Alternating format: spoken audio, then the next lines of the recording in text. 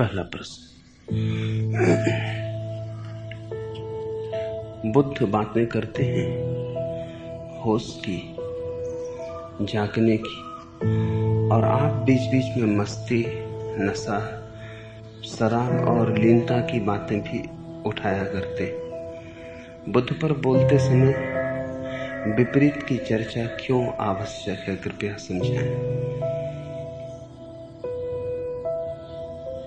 दृष्टि न हो तो विपरीत दिखाई पड़ता है, दृष्टि हो तो जरा भी विपरीत दिखाई ना पड़ेगा। जिसको बुद्ध होश कहते हैं उसी को सूफियों ने बेहोशी कहा। जिसको बुद्ध अप्रमाद कहते हैं उसी को भक्तों ने शराब कहा। बुद्ध के वचनों में और उमर खयाम में इंच भर का फासला नहीं। बुद्ध ने जिसे मंदिर कहा है उसी को उमर खयाम ने मधुशाला कहा। बुद्ध तो समझे ही नहीं गए, उमर खयाम भी समझा नहीं गया। उमर खयाम को लोगों ने समझा कि शराब की प्रशंसा कर रहा है। कुछ अपनी करामात दिखा ऐसा की, जो खोल दे आंख वह पिला ऐसा की। होशियार को दीवाना बनाया भी तो क्या, दीवाने को होशियार बना ऐसा की। तुम बेहोश हो, शराब तो तुमने पी ही रखी, संसार की शराब।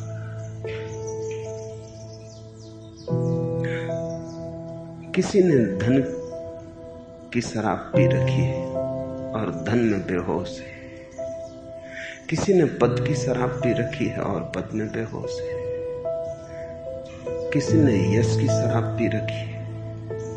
जिनको न पद, यश, धन की शराब मिली वे सस्ती शराब मैखानों में पी रहे हैं। वे हारे हुए शराबी हैं। और बड़ा मजा तो ये है कि बड़े शराबी छोटे शराबियों के खिलाफ, जो दिल्ली में पदों पर बैठे, वो छोटे छोटे मैखानों में लोगों को शराब नहीं पीने देते। उनने खुद भी शराब पी रखी, लेकिन उनकी शराब सूक्ष्म है। उनका नशा बोतलों में बंद नहीं मिलता। उनका नशा बारीक है।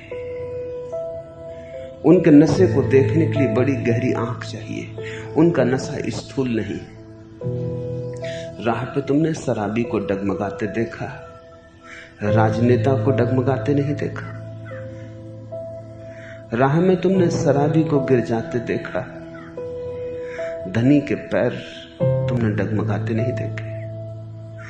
शराबी को ऊल जलूल बकते देखा, पदधारियों को ऊल जलूल बकते नहीं देखा, तो फिर तुमने कुछ देखा नहीं। संसार में आंख बंद करके जी रहे हो।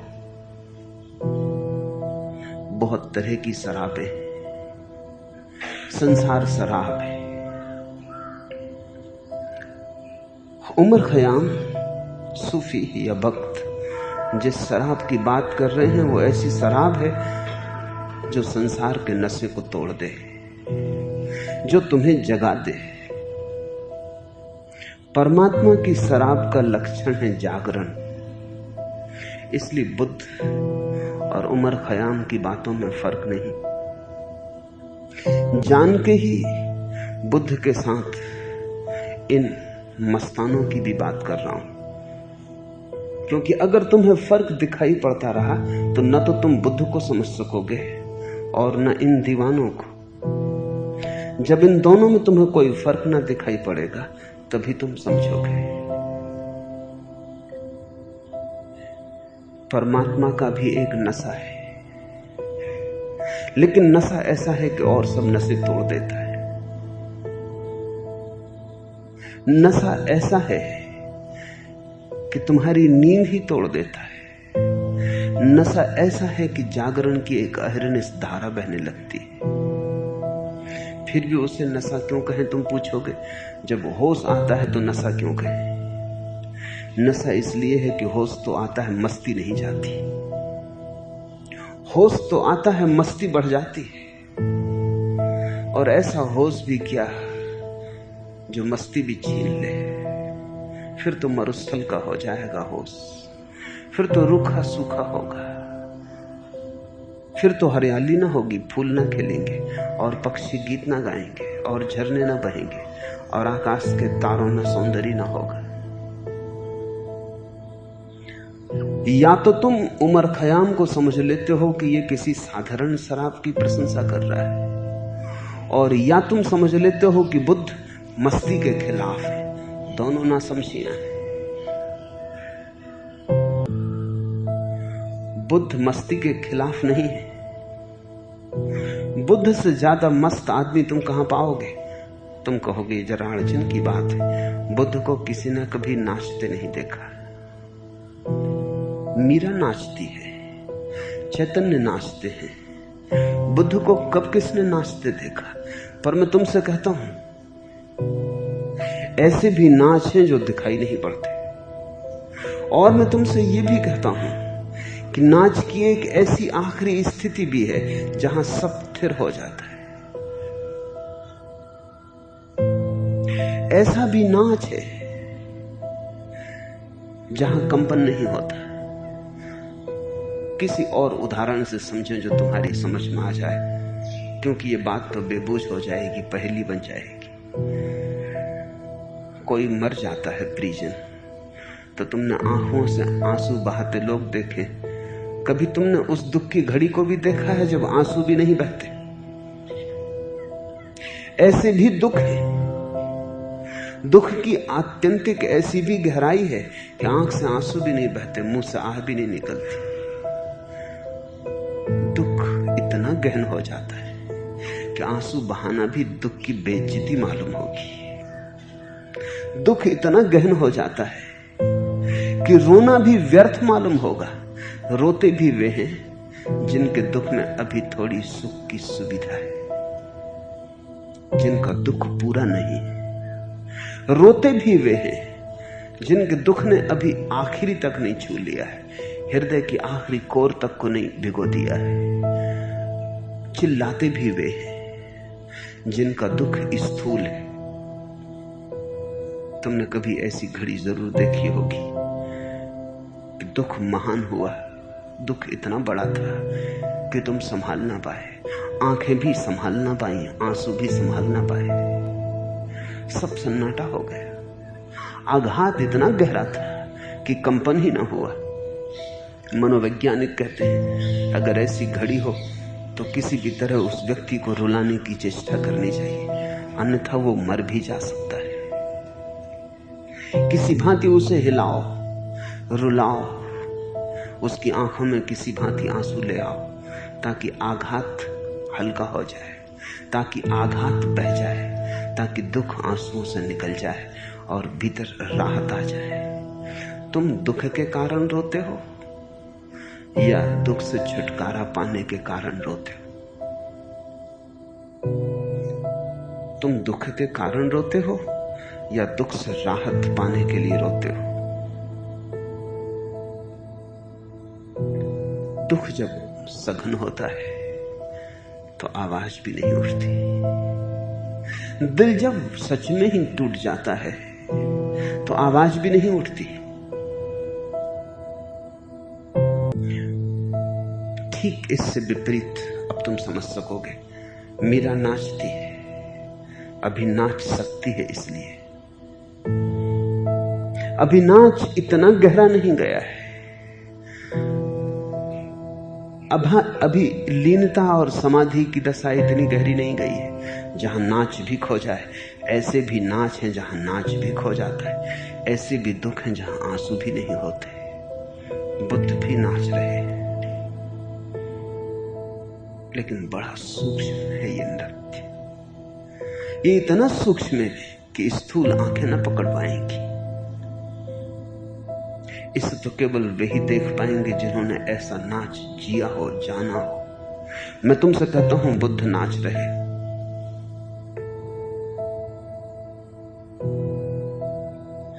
अन्यथा हो ही नहीं सकता।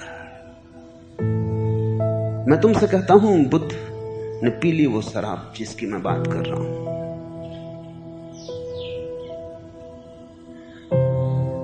आनंद इतना सघन है, अवाक हो गए, ठगे रह गए। मीरा तो नाच भी सकी, थोड़ी राहत मिली होगी। आनंद भी जब सघन हो जाए तो कुछ करो तो राहत मिल जाती। बुद्ध पी गए, पूरा आनंद पी गए। अगर कोई मुझसे पूछे तो बुद्ध का नशा मीरा से भी ज्यादा है। मीरा को तो कम से कम नाचने की खबर रही,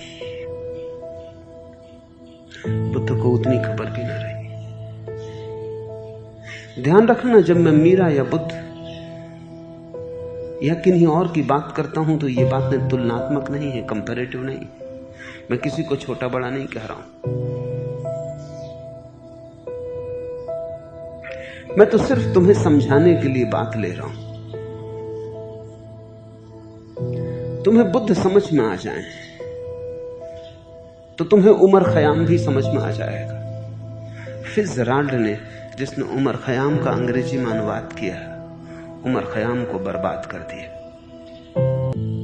क्योंकि सारी दुनिया ने फिट्जराल्ड के बहाने ही उसी के मार्ग से, उसी के निमित्त से उमर खयाम को जाना, और सारी दुनिया ने यही समझा कि ये शराब की चर्चा है, ये मैं खाने की चर्चा है।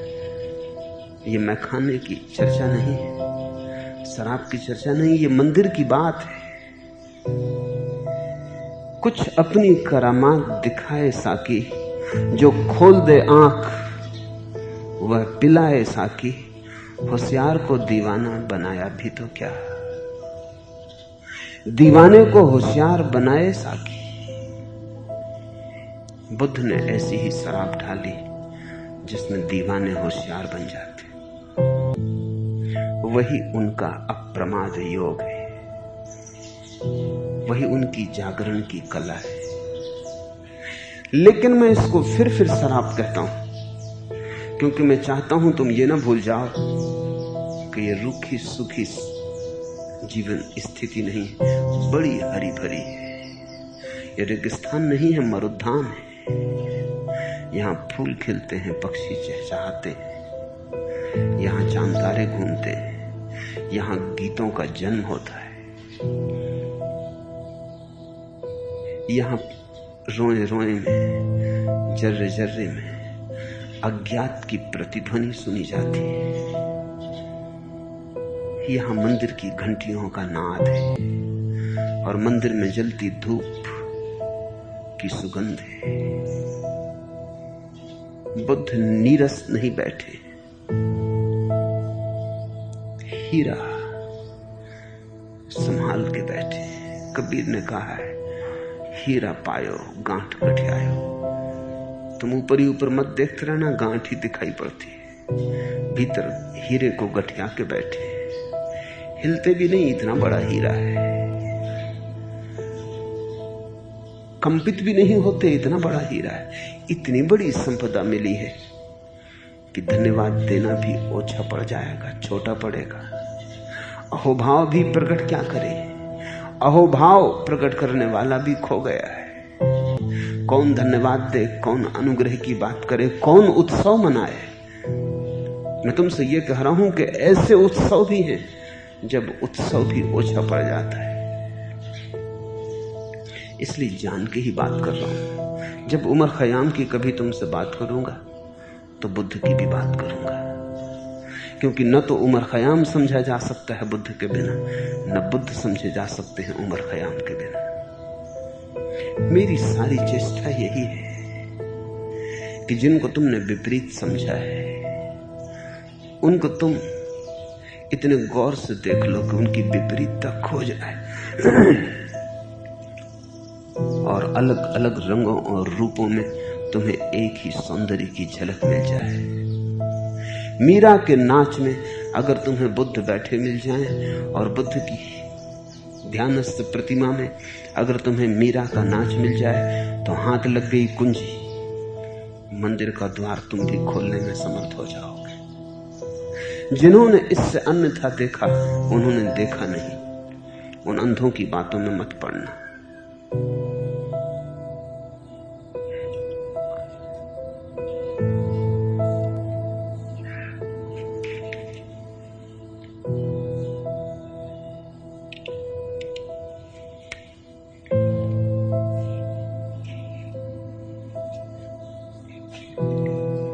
दूसरा प्रश्न, कुछ दिल ने कहा, कुछ भी नहीं। कुछ दिल ने सुना, कुछ भी नहीं। ऐसे भी बातें होती हैं, ऐसे ही बातें होती हैं। एक तो मनुष्य की बुद्धि में चलते हुए विचारों का जाल है। वहां सब साफ सुथरा है, वहां चीजें कोठियों में बटी हैं, क्योंकि वहां तर्क का साम्राज्य और एक फिर हृदय में उठती हुई लहरें। वहां कुछ भी साफ सुथरा नहीं, वहां तर्क का साम्राज्य नहीं, वहां प्रेम का विस्तार है।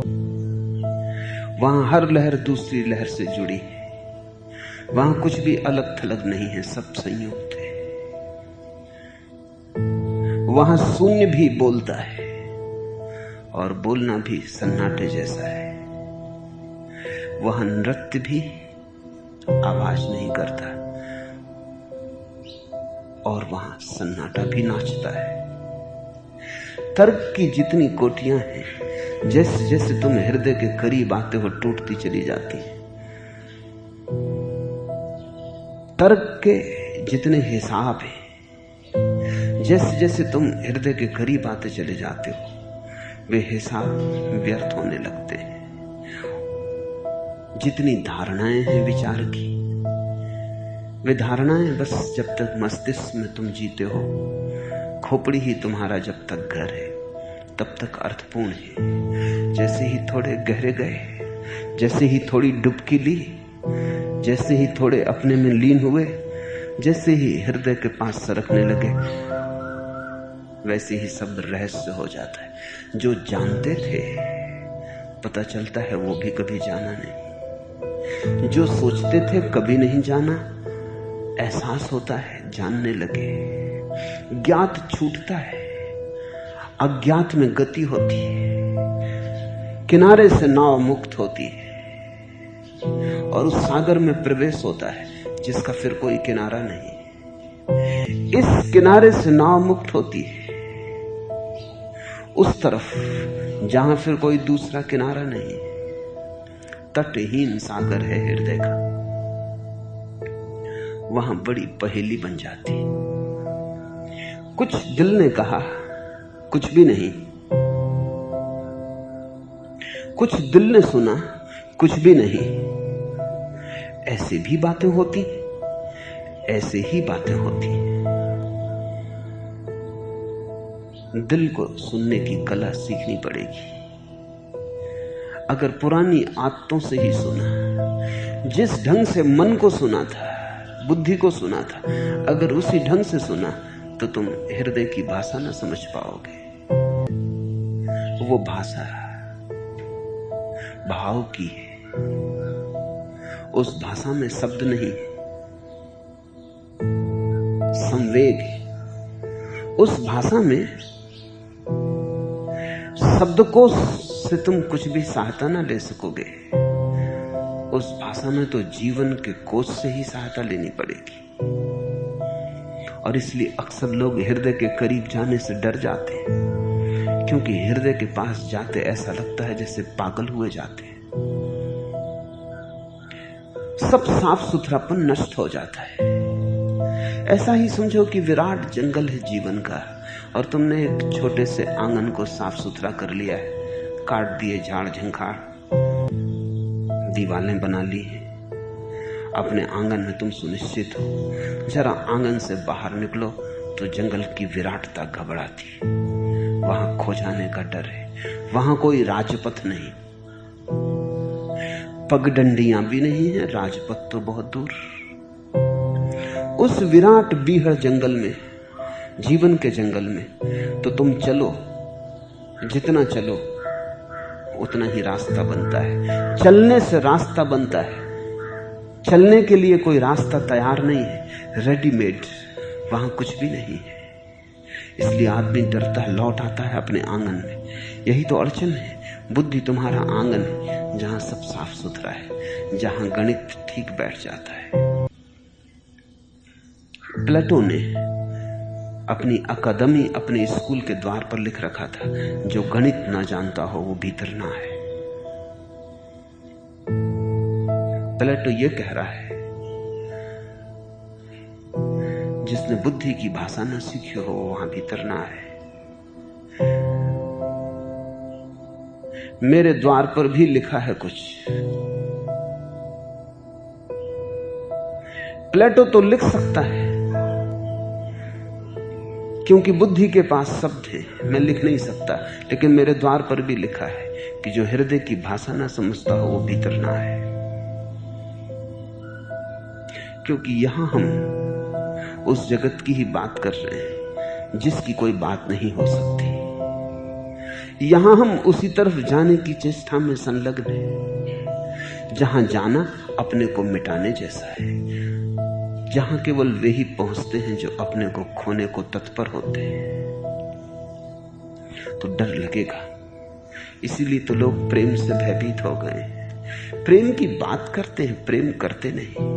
बात खोपड़ी से हो जाती है। करना हो तो जीवन के बीहड़ जंगल में प्रवेश करना होता है। खतरे ही खतरे हैं। प्रेम के संबंध में लोग सुनते हैं, समझते हैं, गीत गाते हैं, कथाएं पढ़ते हैं, प्रेम करते नहीं। क्योंकि प्रेम करने का अर्थ अपने को मिटाना। अहंकार खो जाए तो ही प्रेम का अंकुरण होता है। और जिसने प्रेम ही ना जाना, जिस अभागे ने प्रेम ही ना जाना, वो प्रार्थना कैसे जानेगा? वो तो प्रेम की पराकाष्ठा है। वो तो प्रेम का आखिरी निचोड़ है, आखिरी सार है। कुछ दिल ने कहा, कुछ भी नहीं। कुछ दिल ने सुना, कुछ भी नहीं। ऐसी भी बातें होती हैं, ऐसी ही बातें होती। वहां भीतर ऐसी ही तरंगें चलती रहती। वहां हां और ना में फासला नहीं। वहां हां भी कभी ना होता है, ना भी कभी हां होता है। वहां सब विरोध लीन हो जाते हैं एक में। उत्तर में तुमसे मैं कहना चाहूंगा, कान वो कान है जिसने तेरी आवाज सुनी, आंख वो आंख है जिसने तेरा जलवा देखा। जब तक कान आदमियों की ही बात सुनते रहे, जब तक कान वही सुनते रहे जो बाहर से आता है, जब तक कान आहत नाद को सुनते रहे जिसकी चोट पड़ती है कान पर और कान के पर्दों पर झन्नाहट होती है, तब तक कान कान ही नहीं। और जब तक आंखों ने वही देखा जो बाहर से आके प्रतिबिंब बनाता है, तब तक उधार ही देखा। तब तक सत्य का कोई अनुभव न हुआ, तब तक सपना ही देखा। जब कानों ने वह सुना जो भीतर से उमगता है, जो भीतर से उठता है, जो भीतर से भरता है, तभी कान कान है। और जब आंखों ने वो देखा जो आंखें देख ही नहीं सकती, जब आंखों ने वो देखा जो आंख बंद करके दिखाई पड़ता है, जब आंखें अपने पर लौटी, स्वयं को देखा, तभी आंखें आंखें हैं। कान वो कान है जिसने तेरी आवाज सुनी, आंख वह आंख है जिसने तेरा जलवा देखा। सर को भीतर की तरफ चलो, थोड़ी अपने से पहचान करें। संसार की बहुत पहचान हुई, बहुत परिचय बनाए, कोई काम नहीं आते। बहुत संग साथ किया, अकेलापन मिटता नहीं। भीड़ में खड़े हो, अकेले हो बिल्कुल। ऐसे भी लोग हैं जो जिंदगी भर भीड़ में रहते हैं और अकेले ही रह जाते हैं, और ऐसे भी लोग हैं जो अकेले ही रहे और क्षण भर को भी अकेले नहीं। जिन्होंने भीतर की आवाज सुन ली, उनका अकेलापन समाप्त हो गया, उन्हें एकांत उपलब्ध हुआ। जिन्होंने भीतर के दर्शन कर लिए, उनके सब सपने खो गए, सपनों की कोई जरूरत ना रही। सत्य को देख लिया, फिर कुछ और देखने को नहीं बचता। राबिया अपने घर में बैठी थी। हसन नाम का फकीर उसके घर मेहमान था। सुबह का सूरज निकला, हसन बाहर गया। बड़ी सुंदर सुबह थी। आकाश में रंगीन बादल तैरते थे और सूरज ने सब तरफ किरणों का जाल फैलाया था। हसन ने चिल्ला के कहा, राबिया भीतर बैठी क्या करती है, बाहर आ। बड़ी सुंदर सुबह है, परमात्मा ने बड़ी सुंदर सुबह को पैदा किया है और आकाश में बड़े रंगीन बादल तैरते हैं, पक्षियों के गीत भी हैं, किरणों का जाल भी है, सब अनूठा है। सृष्टा की लीला देख, बाहर आ।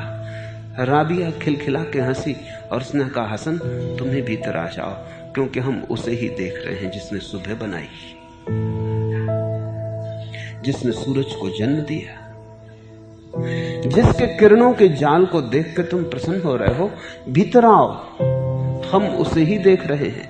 कान वो कान है जिसने तेरी आवाज सुनी, आंख वो आंख है जिसने तेरा जलवा देखा।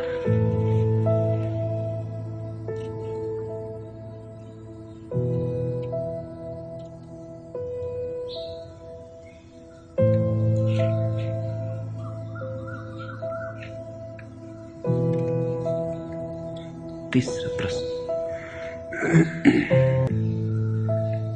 भगवान आप अपने प्रवचनों में प्रतिदिन ऐसी तात्कालिकता पैदा कर देते हैं कि रोआ रोआ सिहर उठता है और हृदय में बाढ़ सी आ जाती है और एक शिखर अनुभव की सी स्थिति बन जाती है। फिर आप कहते हैं कि यदि हम तैयार हों तो घटना इसी क्षण घट सकती है। कृपया इस तैयारी को कुछ और स्पष्ट करें। फिर से प्रश्न को पढ़ देता हूं, क्योंकि प्रश्न में ही उत्तर छिपा है। आप अपने प्रवचनों में प्रतिदिन ऐसी तात्कालिकता पैदा कर देते हैं कि रोआ रोआ सिहर उठता है और हृदय में बाढ़ सी आ जाती। बाढ़ नहीं आती, बाढ़ सी।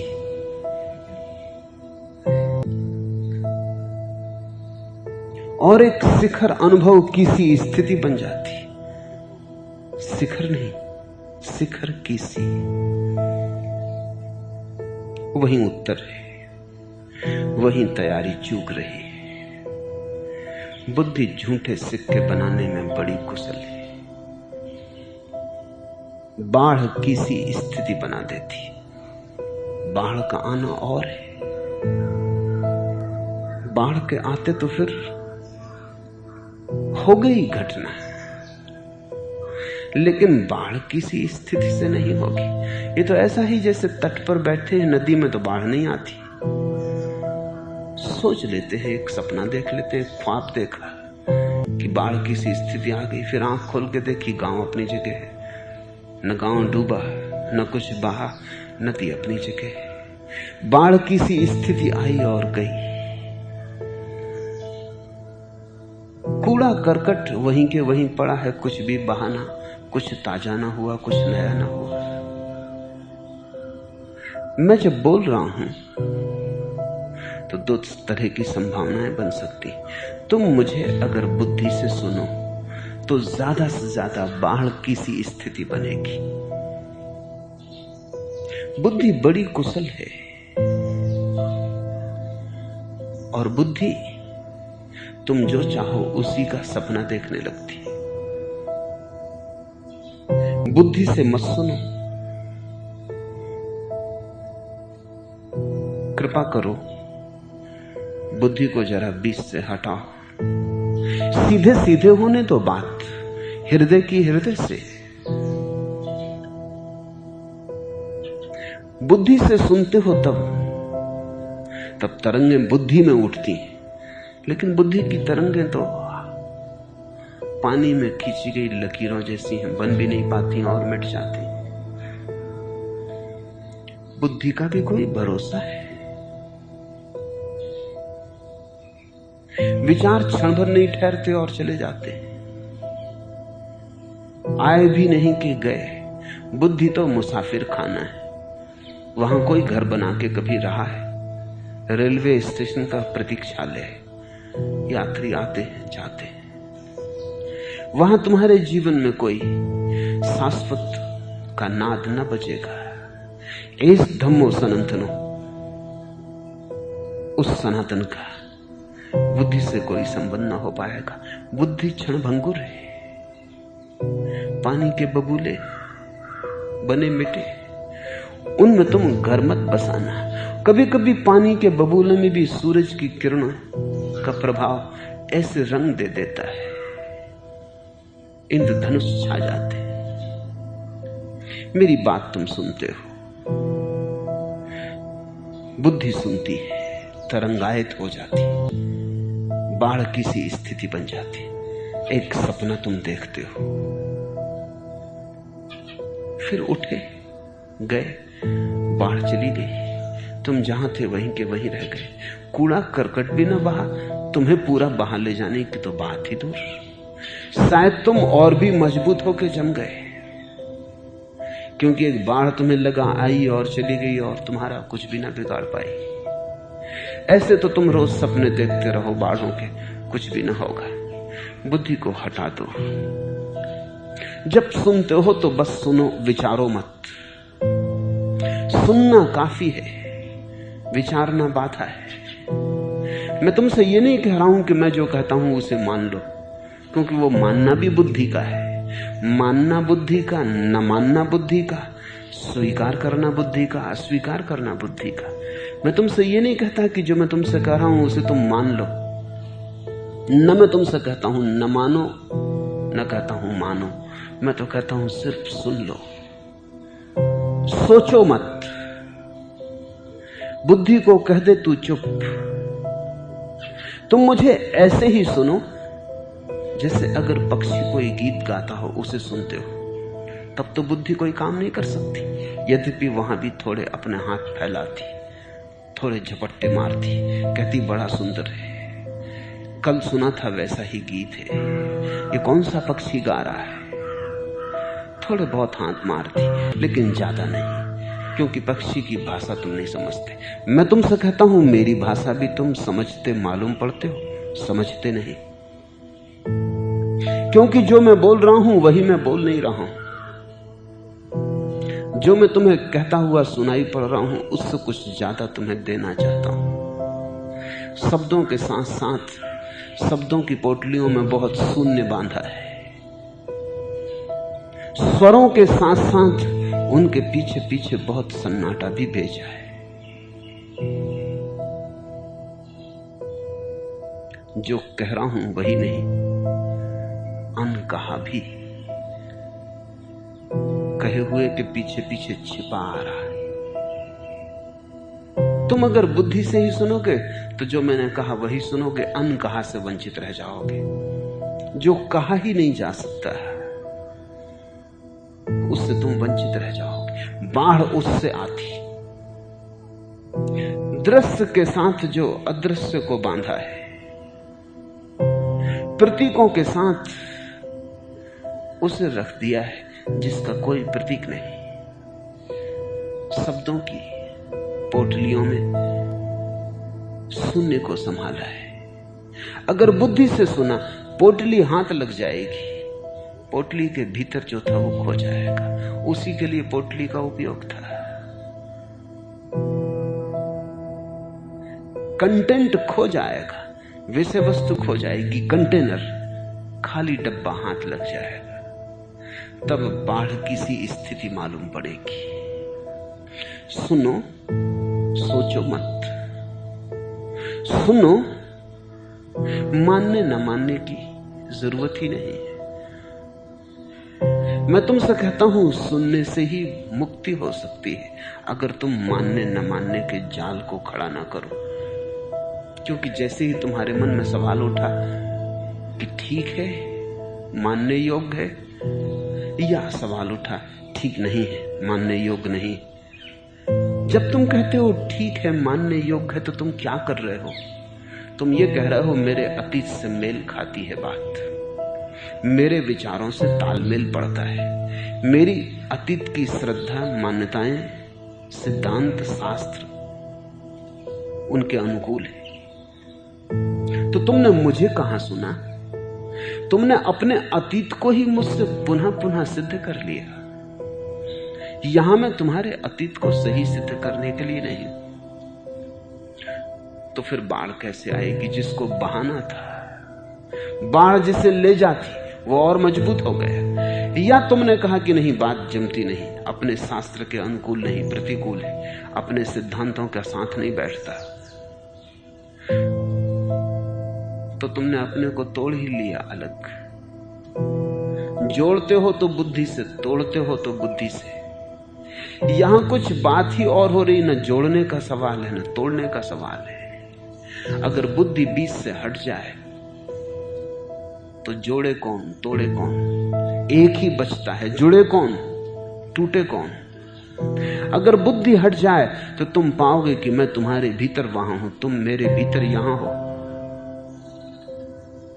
तब मैं कुछ ऐसा नहीं कह रहा हूं जो मेरा है, मेरा कुछ भी नहीं है। कबीर ने कहा है, मेरा मुझ में कुछ नहीं। जो मैं कह रहा हूं उसमें मेरा कुछ भी नहीं है। जो मैं कह रहा हूं वो तुम्हारा ही है, लेकिन तुमने अपना नहीं सुना है, मैंने अपना सुन लिया है। जो मैं तुमसे कह रहा हूं, जब तुम पहचानोगे तो तुम पाओगे ये तुम्हारी ही आवाज थी, ये तुम्हारा ही गीत था जो मैंने गुनगुनाया। यहां कोई शास्त्रों की, सिद्धांतों की बात नहीं हो रही, ये सब तो बहाने हैं, खूंटियां हैं। यहां तो शास्त्रों, सिद्धांतों के बहाने कुछ दूसरा ही खेल हो रहा है। अगर तुमने शब्द ही सुने और उन पर ही विचार किया, ठीक है या गलत, माने कि न माने, अपने अनुकूल पड़ता कि नहीं, तो तुम मुझसे चूक गए। और जो मुझसे चूका वो खुद से भी चूका, तुम अपने से ही चूक गए। अब तुम पूछते हो, अगर तुमने अपना प्रश्न ही गौर से देखा होता तो समझ में आ जाता। आप अपने प्रवचनों में प्रतिदिन ऐसी तात्कालिकता पैदा कर देते कि रोआ रोआ सिहर उठता है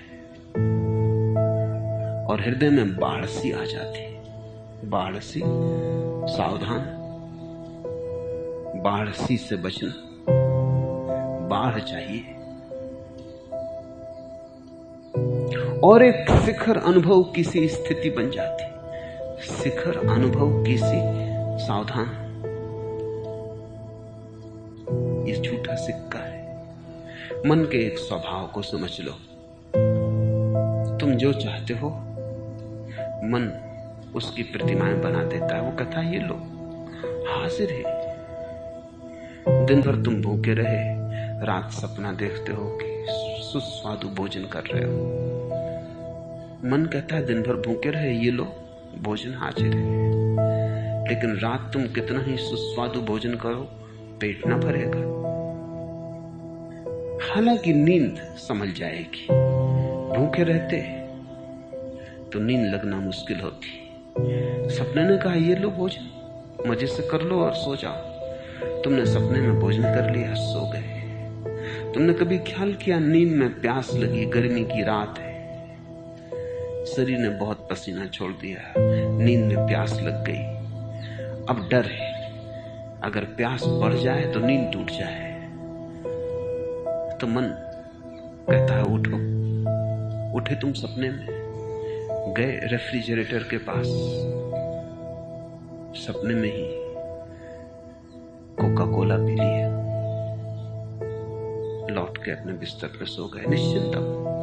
मन ने धोखा दे दिया।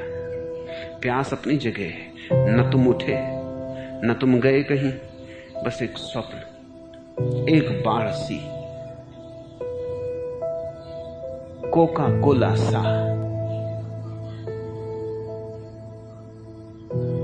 नींद संभल गई, करवट लेके तुम सो रहे।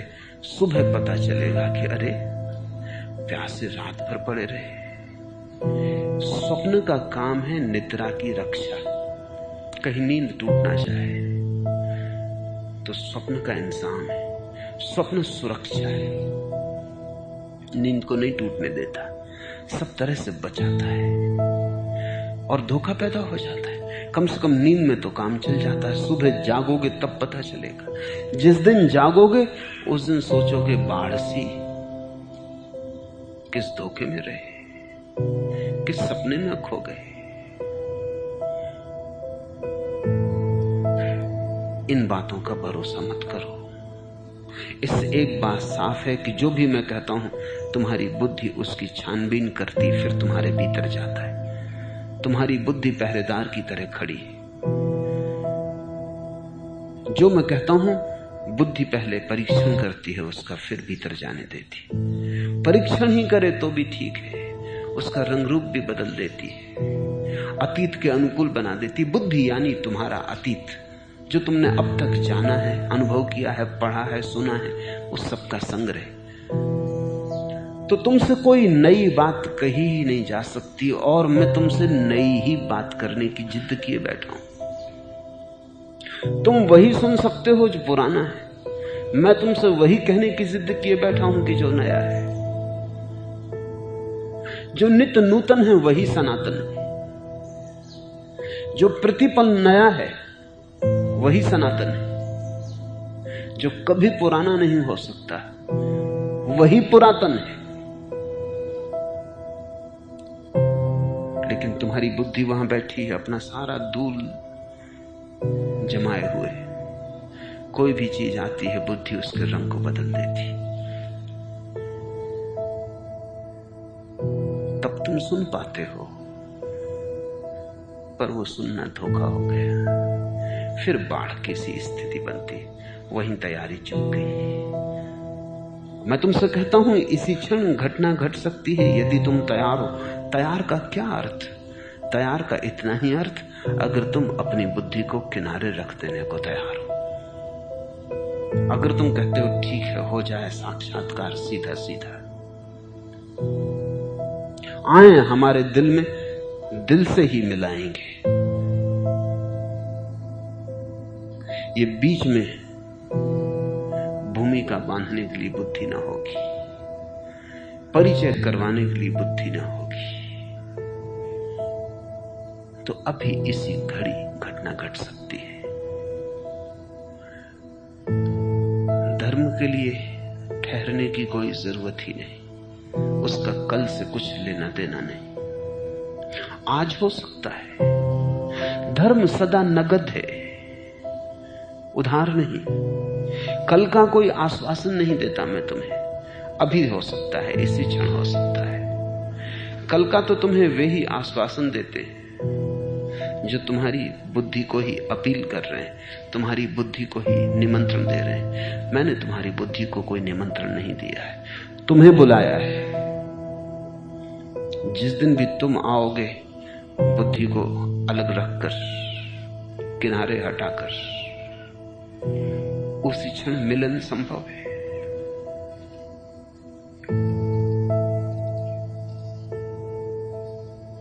तुम मुखातिब भी हो, करीब भी हो। तुमको देखूं कि तुमसे बात करूं। तुम यहां बैठे हो, मैं यहां बैठा हूं। तुम मुखातिब भी हो, करीब भी हो। तुमको देखूं कि तुमसे बात करूं। अगर तुमने मुझसे बात की, चूके। अगर तुमने मुझे देखा, पाया।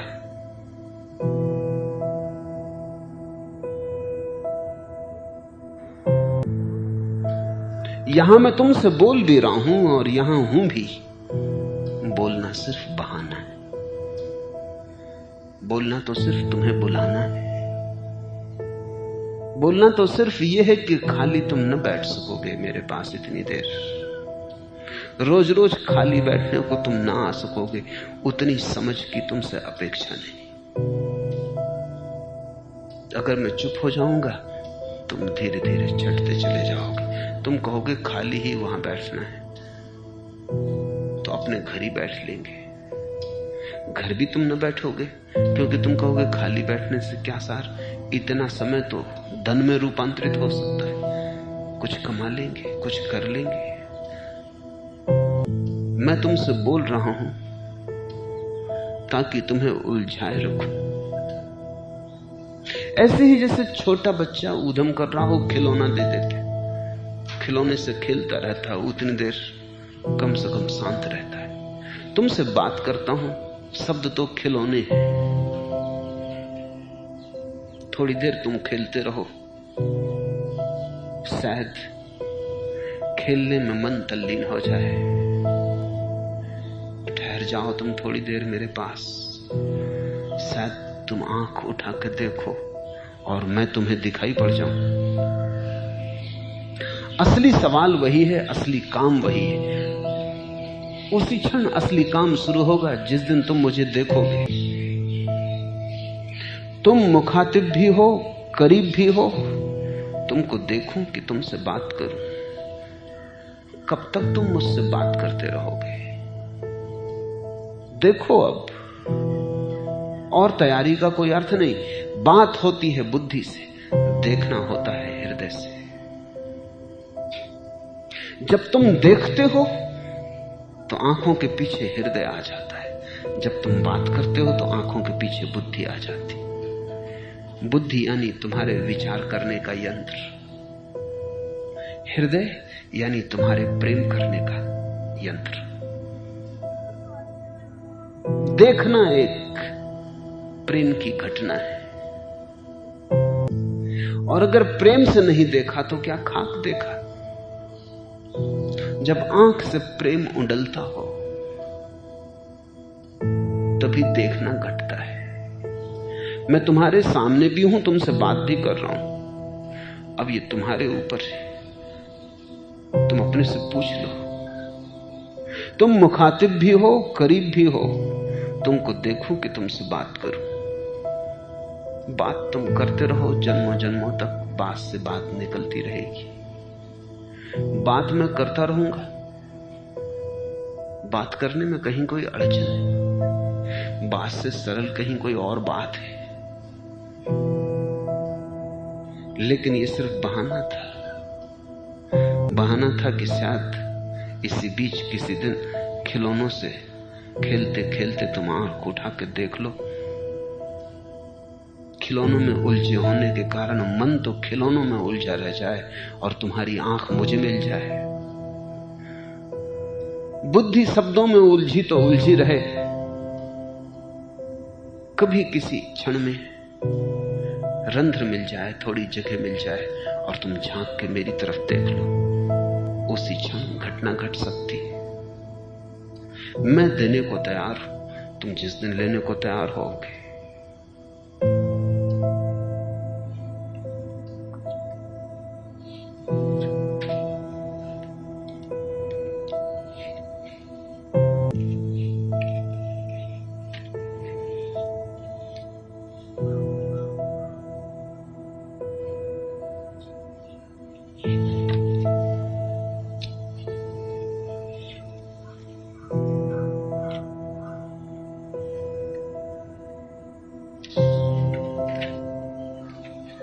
तीसरा प्रश्न, कहां ले चले हो बता दो मुसाफिर। सितारों से आगे ये कैसा जहां है, वो क्या इसके बाकी इम्तिहान है। पूछो मत, चलो।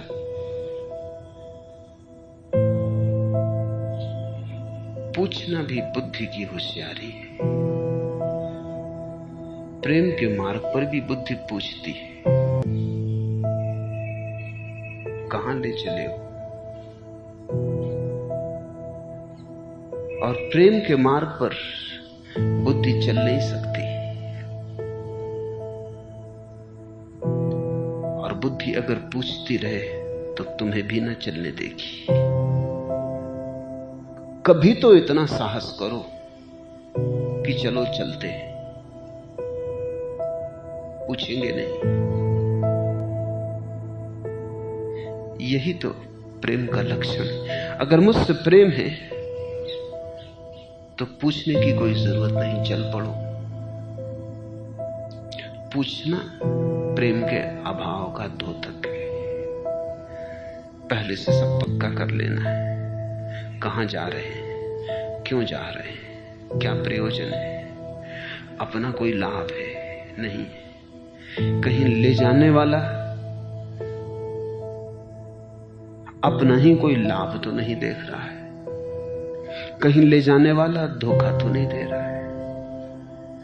बुद्धि आत्मरक्षा है और प्रेम आत्मसमर्पण, दोनों साथ साथ नहीं हो सकते। यही प्रेम का आखिरी इम्तिहान है, आखिरी कि चल पड़ो। और बुद्धि पर कितने दिन भरोसा करके देख लिया, पहुंचेगा। कितना बुद्धि के साथ हिसाब करके देख लिया,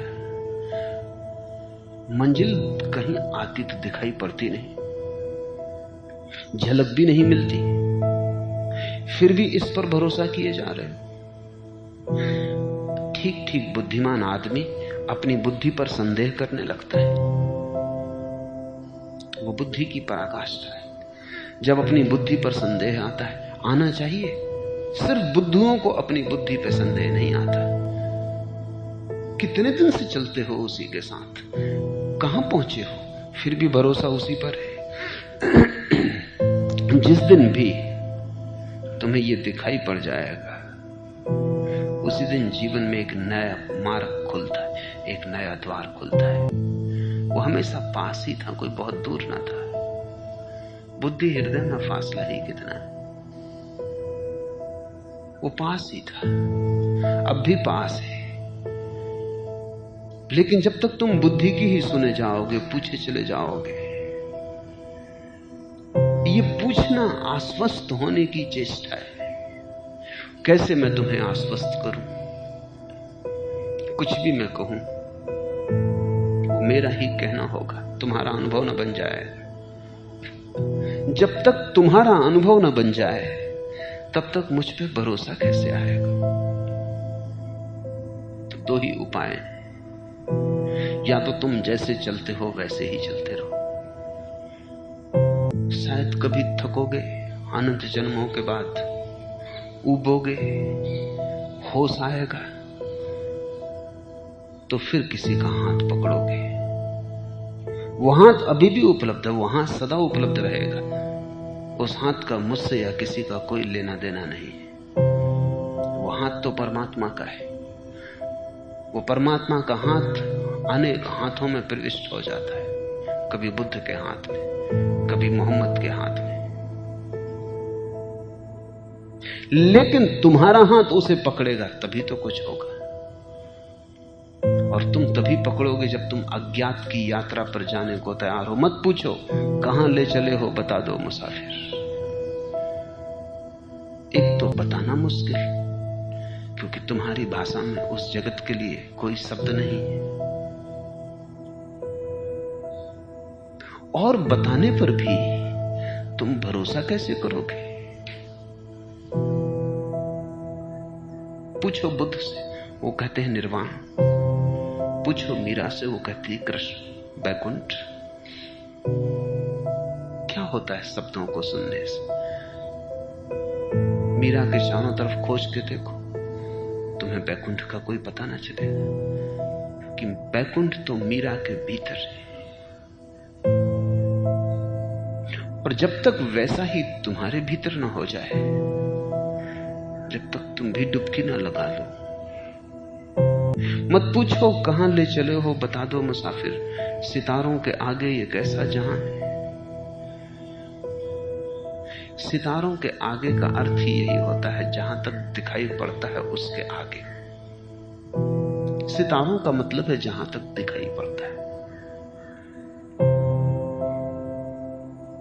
सितारों के आगे जहां और भी है, उसका मतलब इतना ही है कि कुछ दिखाई नहीं पड़ता। ये आंखें थक जाती हैं, इन आंखों की सीमा आ जाती है। सितारों के आगे जहां और भी है, इसके अभी इम्तिहान और भी हैं।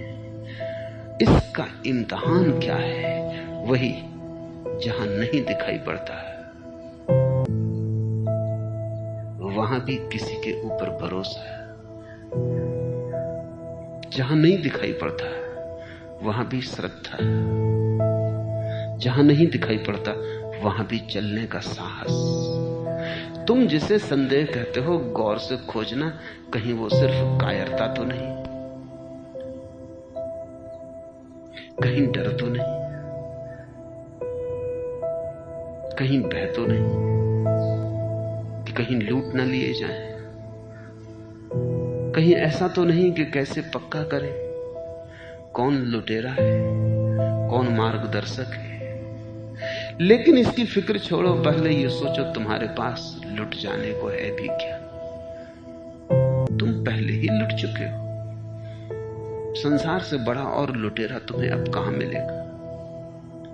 संसार ने तो रत्ती रत्ती पाई पाई भी लूट लिया है। एक सिफर हो, एक शून्य मात्र रह गए हो, आंकड़ा तो एक भी नहीं बचा है भीतर, कुछ भी नहीं है पास, फिर भी डरे हो कि कहीं लुट ना जाओ। ये जो तुम पूछते हो कहां ले चले हो, बता दो मुसाफिर, ये भय के कारण, कायरता के कारण, साहस की कमी के कारण। लेकिन तुम जहां भी चलते रहे हो अब तक, अगर वहां से ऊब गए हो तो अब खतरा क्या है? किसी नए मार्ग को खोज कर देख लो। असली सवाल साहस का है। साधारणतः लोग सोचते हैं श्रद्धालु लोग डरपोक, कायर। तो मैं तुमसे कहता हूं, श्रद्धा इस जगत में सबसे बड़ा दुस्साहस है। ऐसा हुआ कि तिब्बत का एक फकीर अपने गुरु के पास गया। गुरु की बड़ी ख्याति थी और ये फकीर बड़ा श्रद्धालु था और गुरु जो भी कहता सदा मानने को तैयार था। इसकी प्रतिष्ठा बढ़ने लगी और शिष्यों को पीड़ा हुई। उन्होंने एक दिन इससे छुटकारा पाने के लिए एक पहाड़ी के ऊपर बैठे थे। इससे कहा कि अगर तुम्हें गुरु में पूरी श्रद्धा है तो कूद जाओ। तो वो कूद गया।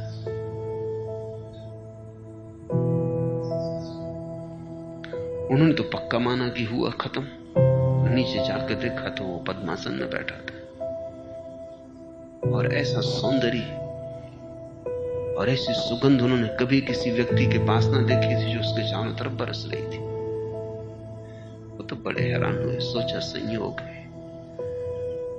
संदेह ज्यादा से ज्यादा संयोग तक पहुंच सकता है कि संयोग की बात है कि बच गया, कोई फिक्र नहीं। एक मकान में आग लगी थी। उन्होंने कहा कि चले जाओ अगर गुरु पर पूरा भरोसा है। शिष्यों नहीं, वो चला गया भीतर। मकान तो जल के राख हो गया। जब वो भीतर गए तो आशा थी कि वो भी जल के राख हो चुका होगा। वो तो वहां ऐसे बैठा था जल में कमलवत, आग ने छुआ ही नहीं। उन्होंने सुनी थी अब तक ये बातें कि ऐसे लोग भी हुए हैं जल में कमलवत, पानी में होते हैं और पानी नहीं छूता। आज जो देखा वो अद्भुत चमत्कार था। आग में था और आग ने भी ना छुआ, पानी ना छुए, समझ में आता है। अब संयोग कहना जरा मुश्किल मालूम पड़ा। गुरु के पास ये खबरें पहुंची। गुरु को भी भरोसा ना आया क्योंकि गुरु खुद ही इतनी श्रद्धा का आदमी न था। गुरु ने सोचा कि संयोग ही हो सकता है क्योंकि मेरे नाम से हो जाए। अभी तो मुझे ही भरोसा नहीं कि अगर मैं जलते मकान में जाऊं तो बच के लौटूंगा, कि मैं कूद पड़ूं पहाड़ से और कोई हाथ मुझे संभाल लेंगे अज्ञात के। तो गुरु ने कहा देखेंगे। एक दिन नदी के तट से सब गुजरते थे। गुरु ने कहा कि तुझे मुझ पर इतना भरोसा है कि आग में बच गया, पहाड़ में बच गया, तू नदी पर चल जा। वो शिष्य चल पड़ा।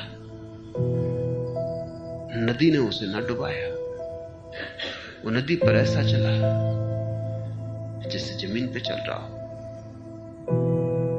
गुरु को लगा कि निश्चित ही मेरे नाम का चमत्कार है। अहंकार भयंकर हो गया, कुछ था तो नहीं पास। तो उसने सोचा जब मेरा नाम लेके कोई चल गया तो मैं तो चली जाऊंगा। वो चला, पहले ही कदम पे डुबकी खा गया, किसी तरह बचाया गया। उसने पूछा कि ये मामला क्या है? मैं खुद डूब गया। वो शिष्य हंसने लगा। उसने कहा मुझे आप पर श्रद्धा है, आपको अपने पर नहीं।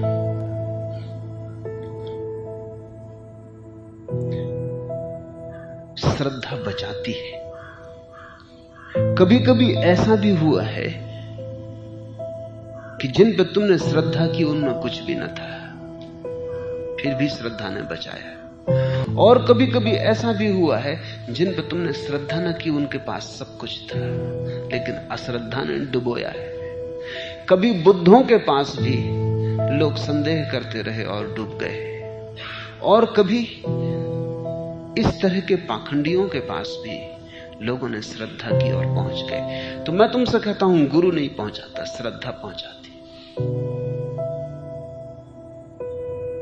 इसलिए मैं तुमसे कहता हूं श्रद्धा ही गुरु है। और जहां तुम्हारी श्रद्धा की आंख पड़ जाए वहीं गुरु पैदा हो जाए। परमात्मा नहीं पहुंचाता, प्रार्थना पहुंचाती है। और जहां हृदय पूर्वक प्रार्थना हो जाए वहीं परमात्मा मौजूद हो जाता है। मंदिर नहीं पहुंचाते, भाव पहुंचाते। जहां भाव है वहां मंदिर। मत पूछो कि कहां ले चलाऊं। चलने की हिम्मत हो साथ हो जाओ, चलने की हिम्मत ना हो नाहक समय खराब मत करो, भाग खड़े हो। ऐसे आदमी के पास नहीं रहना चाहिए जिस पे भरोसा ना हो। कहीं और खोजो, शायद किसी और पर भरोसा आ जाए। क्योंकि असली सवाल भरोसे का है, किस पे आता है ये बात गौण है। कौन जाने किसी और पर आ जाए तो फिर तुम्हारा मार्ग वहीं से हो जाएगा। जिसके पास जाके तुम्हें पूछने का सवाल ना उठे कि कहां ले चले हो, चल पड़ने को तैयार हो जाए। अंधेरे में जाता हो वो तो अंधेरे में, और नरक में जाता हो तो नरक में। जहां तुम्हारे मन में ये संदेह और सवाल ना उठते हो, यही आखिरी मंजिल है, यही आखिरी इम्तिहान है। सितारों के आगे जहां और भी है, इसके अभी इम्तिहान और भी है। और आखिरी इम्तिहान इसका यही है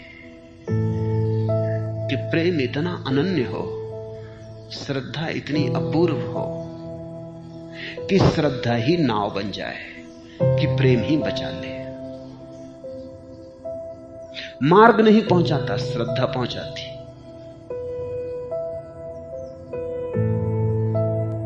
मंजिल कहीं दूर थोड़ी है।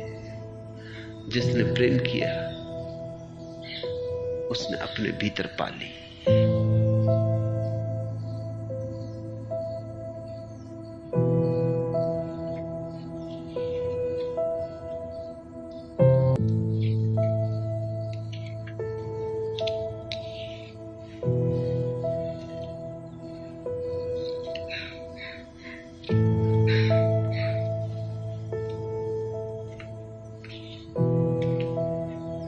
पांचवा प्रश्न, लीनता व भक्ति के साधक को बुद्ध के होश की और अपदीप भव की बातों के प्रति क्या रुख रखना चाहिए?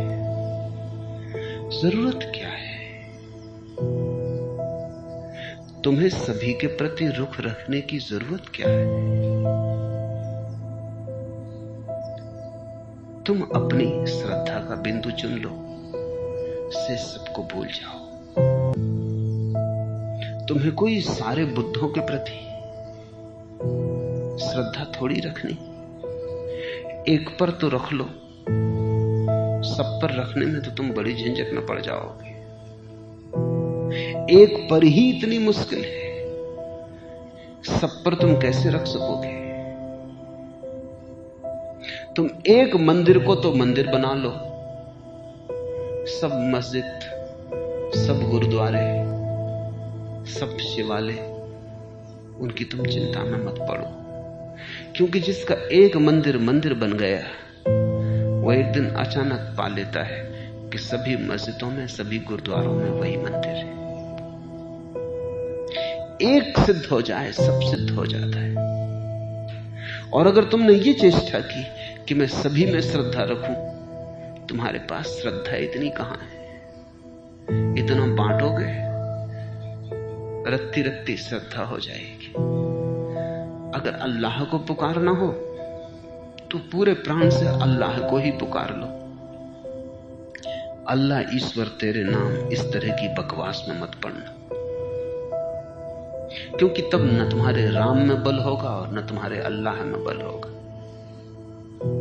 ये राजनीतिक बातचीत हो सकती है, धर्म का इससे कुछ लेना देना नहीं। अल्लाह को ही तुम परिपूर्ण प्राणों से पुकार लो, तुम अल्लाह में ही छिपे राम को किसी दिन पहचान लोगे। अल्लाह ही जब पूरी त्वरा और तीव्रता से पुकारा जाता है तो राम भी मिल जाते हैं। राम जब पूरी त्वरा से पुकारा जाता है तो अल्लाह भी मिल जाता है, क्योंकि ये सब नाम उसी के हैं। लेकिन तुम बैठ के इन सभी मालाओं का नाम, इन सभी नामों की माला मत बनाना। तो लीनता और भक्ति के साधक को जरूरत ही क्या है बुद्ध की? बुद्ध जाने, उनका काम जाने। लीनता और भक्ति का साधक लीनता और भक्ति में डूबे। ऐसी अड़चनें क्यों खड़ी करना चाहते हो? क्योंकि ध्यान रखना, मंजिल एक है, मार्ग अनेक है।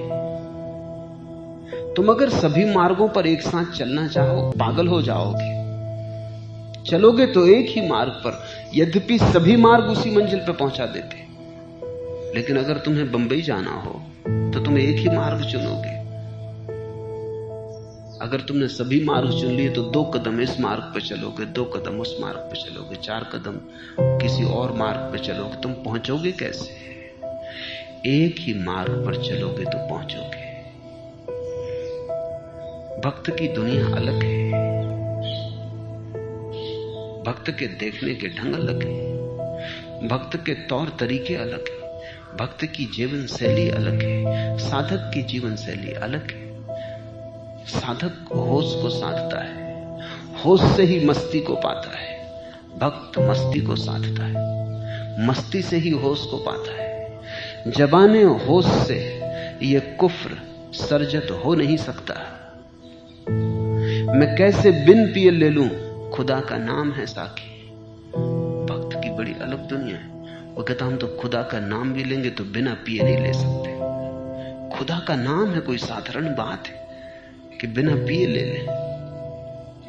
मस्ती में ही लेंगे, होश में खुदा का नाम ले, बात जमती नहीं। डूब के लेंगे, पागल हो के लेंगे। जबाने होश से यह कुफ्र सर्जत हो नहीं सकता। भक्त कहता है कि मेरी जबान से ये पाप मैं न कर सकूंगा। मैं कैसे बिन पिए ले लूं, खुदा का नाम है साकी, पीकर ही लूंगा, नाच कर लूंगा, मस्ती में सरोबोर करके लूंगा। होश से खुदा का नाम तो बुद्धि पर ही अटक जाएगा। लड़खड़ाते कदमों से लूंगा, पांव पड़े कित के किथी, सहजों ने कहा है। झूमते हुए लेंगे, संभल के हो खुदा का नाम। वो नाम खुदा का ही ना रहा फिर। भक्त की दुनिया बड़ी अलग है। गुनाह है गिन गिन के मैं क्यों अपने दिल को छोटा करूं। सुना है तेरे कर्म का कोई हिसाब नहीं, तेरी कृपा का कोई अंत नहीं। हम कहा को छोटा मन करें गिन गिन के अपने पापों का, कि ये भूल की वो भूल की, ये तो तेरे संबंध में शिकायत हो जाएगी।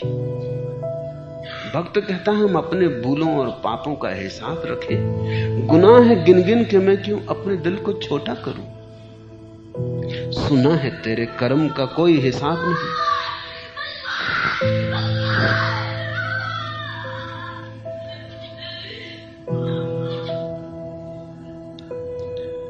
परमात्मा का हृदय अगर बड़ा है,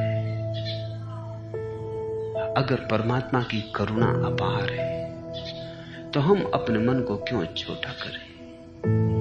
भक्त पाप माप की फिक्र नहीं करता। इसका यह मतलब नहीं कि पाप करता है।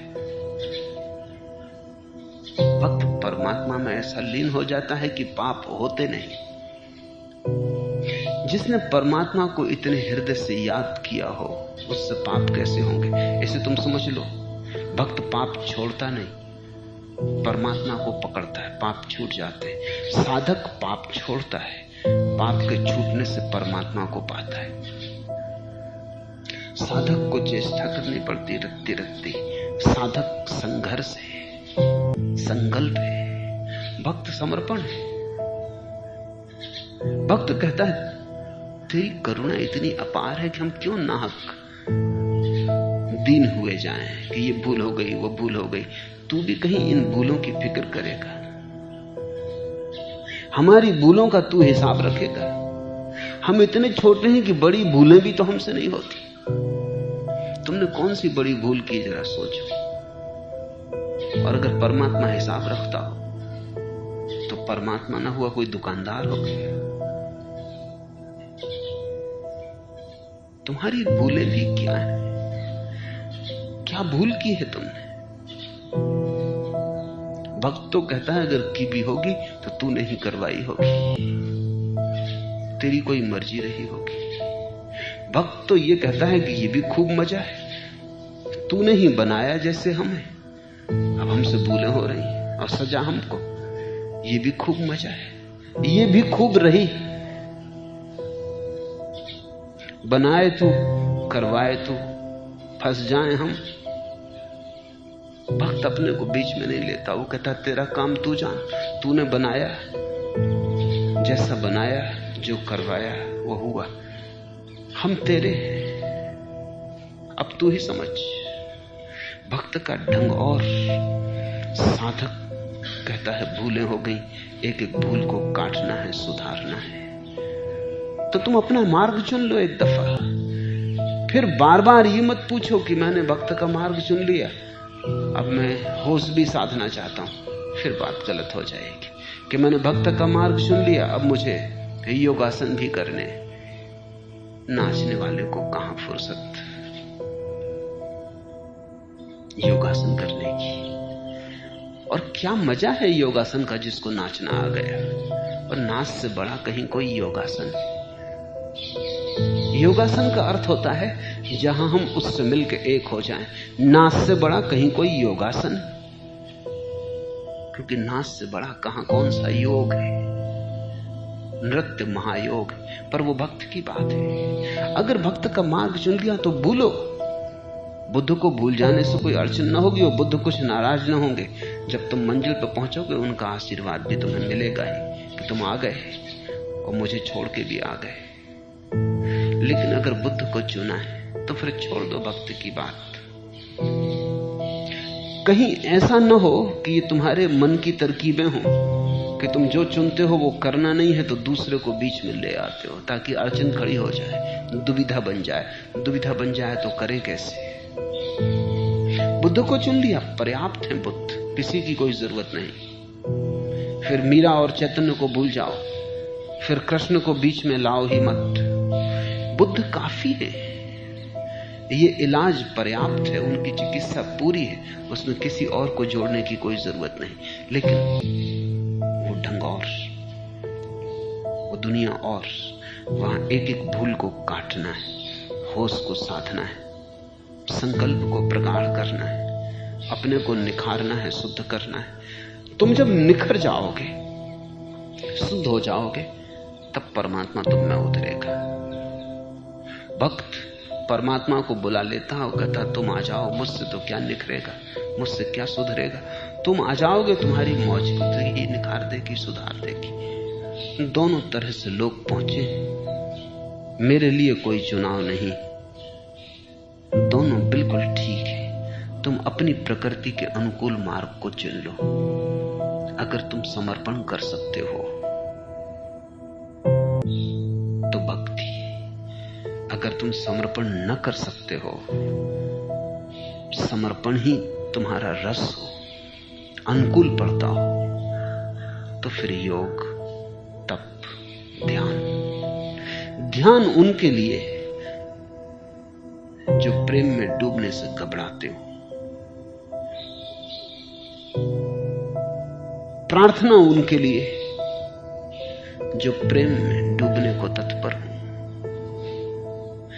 ध्यान में विचार को काटना है, प्रेम में विचार को समर्पित करना है। दोनों स्थिति में विचार चला जाता है, ध्यान ही काटता है, प्रेमी परमात्मा के चरणों में रख देता है कि तुम संभालो।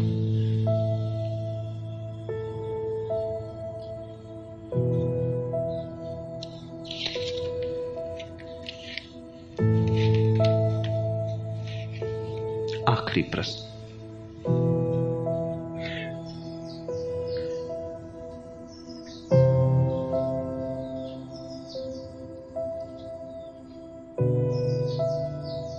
कल आए थे प्रभु मेरे घर, मैं सो रही थी बेखबर, कौन से कर्मों के फल हैं प्रेम सागर, आप आए और मैं खड़ी रही बाहर।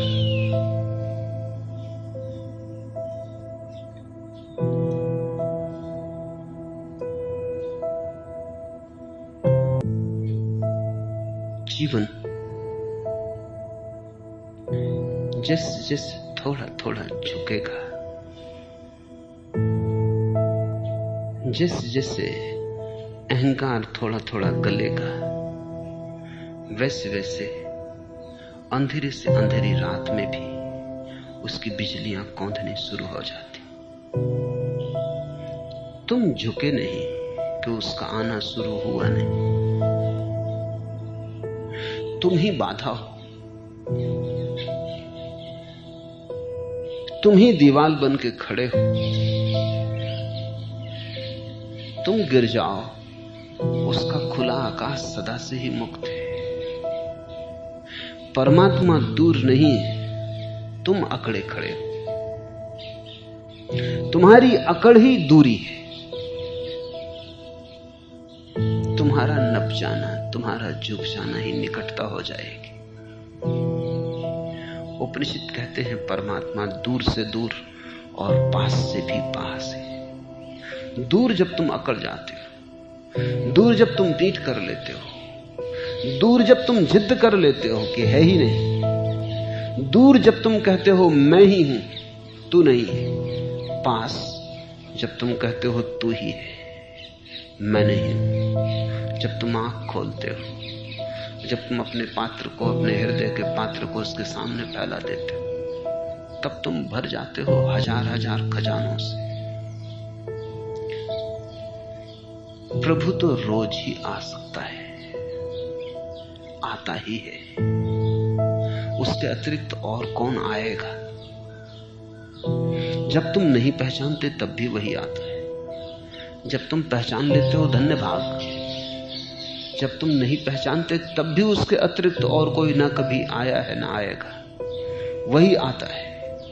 क्योंकि सभी शक्लें उसी की, सभी रूप उसके, सभी स्वर उसी के, सभी आंखों से वही झांका है। तो अगर कभी एक बार ऐसी प्रतीति हो कि आगमन हुआ है, तो उस प्रतीति को गहराना, संभालना, उस प्रतीति को साधना, सुरति बनाना, और धीरे धीरे कोशिश करो जो भी आए उसमें उसको पहचानने की। पुरानी कहावत है, अतिथि देवता है। अर्थ है कि जो भी आए उसमें परमात्मा को पहचानने की चेष्टा जारी रखनी चाहिए। चाहे परमात्मा हजार बाधाएं खड़ी करे तो भी तुम धोखे में मत आना। परमात्मा चाहे गालियां देता है तो भी तुम समझना कि वही है।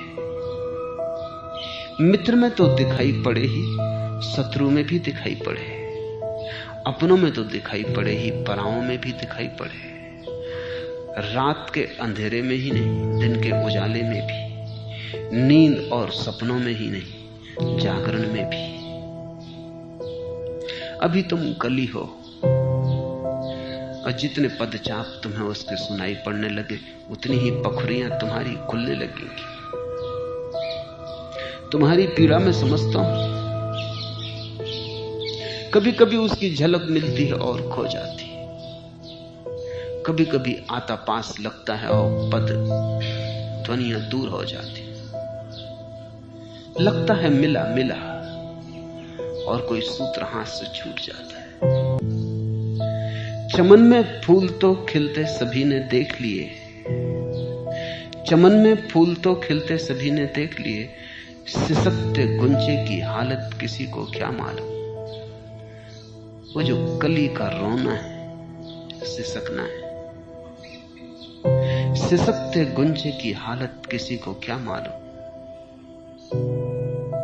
पर वो तुम्हारी सभी की हालत है, सिसकते गुंजे की हालत, रोती हुई कली की हालत। और कली तभी फूल हो सकती है जब आनंद के पदचाप उसे सुनाई पड़ने लगे। तुम अपने तई फूल ना हो सकोगे।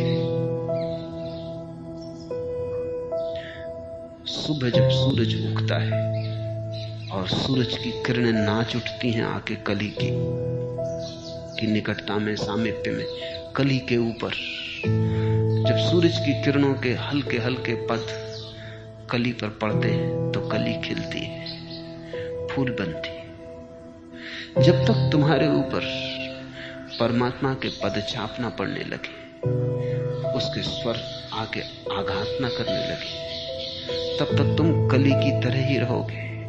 और कली की पीड़ा यही है कि खिल नहीं पाई, जो हो सकता था वो नहीं हो पाया, नियति पूरी ना हो, यही संताप है, यही दुख है। हर आदमी की पीड़ा यही है कि वो जो होने को आया है नहीं हो पा रहा है। लाख उपाय कर रहा है, गलत सही दौड़ धूप कर रहा है, लेकिन पाता है समय बीता जाता है और जो होने को मैं आया हूं वो नहीं हो पा रहा हूं। और जब तक तुम वही ना हो जाओ जो तुम होने को आए हो, तब तक संतोष असंभव है। स्वयं होकर ही मिलता है परितोष। तो सुनो प्रभु के पद जहां से भी सुनाई पड़ जाएं, और धीरे धीरे सब तरफ से सुनाई पड़ने लगेंगे। जिस दिन हर घड़ी उसी का अनुभव होने लगे कि वही द्वार पर खड़ा है, उस क्षण फूल हठात खुल जाता है। वो जो सुगंध तुम अपने भीतर लिए हो अभिव्यक्त हो जाती, वही अनुग्रह है, उत्सव है, अहोभाव है। चमन में फूल तो खिलते सभी ने देख लिए, सिसकते गुंजे की हालत किसी को क्या मालूम। मुझे मालूम, तुम्हारी सबकी हालत मुझे मालूम, क्योंकि वही हालत कभी मेरी भी थी। उस पीड़ा से मैं गुजरा हूं। जब तुम खोजते हो सब तरफ, कहीं सुराग नहीं मिलता, टटेलते हो सब तरफ और चिराग नहीं मिलता, और जिंदगी प्रतिपल बीती चली जाती है, हाथ से क्षण खिसकते चले जाते हैं, जीवन की धार बही चली जाती है। आई मौत, ये आई मौत, जीवन गया गया और कुछ हो ना पाए। पता नहीं क्या लेके आए थे, समझ में ही ना आया। पता नहीं क्यों आए थे, क्यों भेजे गए थे, कुछ प्रतीति ना हुई। गीत अनगाया रह गया, फूल अनखिला रह गया। सुनो उसकी आवाज, और सभी आवाजें उसकी हैं। सुनने की कला चाहिए, गुनो उसे, क्योंकि सभी रूप उसी के हैं। गुनने की कला चाहिए। जागते, सोते, उठते, बैठते एक ही स्मरण रहे कि तुम परमात्मा से घिरे हो। शुरू में चूक जाएगा, भूल जाएगा, विस्मृति हो जाएगी, पर अगर तुम धागे को पकड़ते ही रहे तो जैसा बुद्ध कहते हैं, तुम फूलों के ढेर न रह जाओगे। वही सुरती का धागा तुम्हारे फूल से। कहता हूं, फिर कहता हूं, जिस दिन तुम्हारी माला तैयार है वो खुद ही झुकाता है, वो अपनी गर्दन तुम्हारी माला में डाल देता है, क्योंकि उसके सिर तक हमारे हाथ तो न पहुंच पाएंगे। बस हमारी माला तैयार हो, वो खुद हम तक पहुंच जाता है। मनुष्य कभी परमात्मा तक नहीं पहुंचता। जब भी मनुष्य तैयार होता है, परमात्मा उसके पास आता है। आज इतना।